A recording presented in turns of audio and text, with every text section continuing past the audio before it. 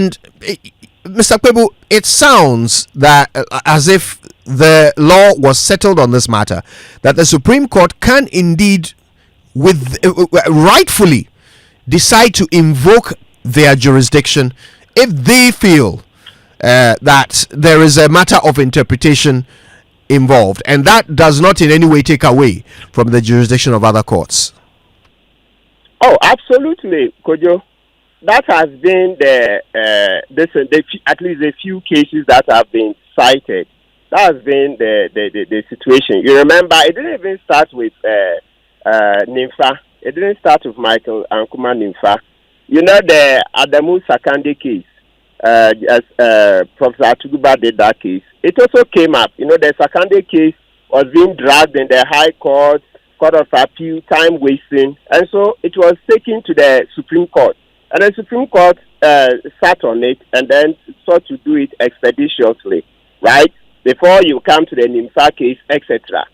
So what is at play, you see, and which, by the way, could you say that everybody agrees as jurisdiction? It's not true. Not everybody agrees. I don't agree. The bottom line is that I always say that what we are confronted with is that we have different mindsets, different philosophical outlooks, different jurisprudential outlooks. So the bottom line is that the one in the seat, the one in the who is a Supreme Court judge, then holds sway, but not because the rest of us lawyers agree. No, because I always say that let's remember that it's one exam we took to become lawyers, all the judges included. So afterwards, you decide to become a lawyer or you want to be a judge, then you pursue that. But it's one exam. You take the exam, you are out of law, that's it. The only requirement is that continue practicing law, right? If you want to join the judges later on. So this thing, we'll continue shouting ourselves hoarse.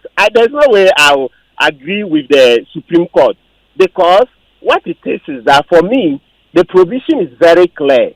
But what is also very clear is that I don't have the power.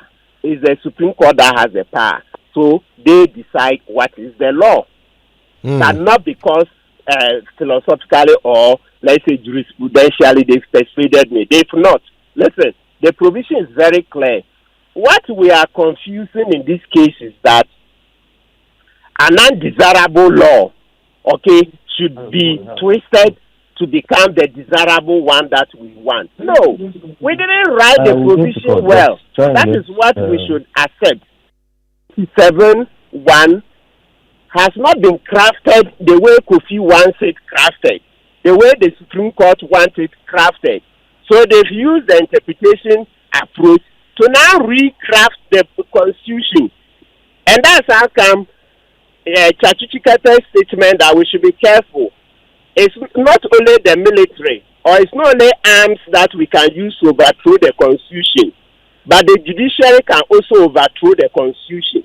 So this says, listen, we will never get a winner, because for every principle that you state, there is a counter principle in law. For every principle that you state, you get a counter or its ordinary meaning. If you want to make it simple for everybody to understand, you hear that to every rule there is an exception. So there's nothing in law that you can tell me that I'll not get a counter rule for you.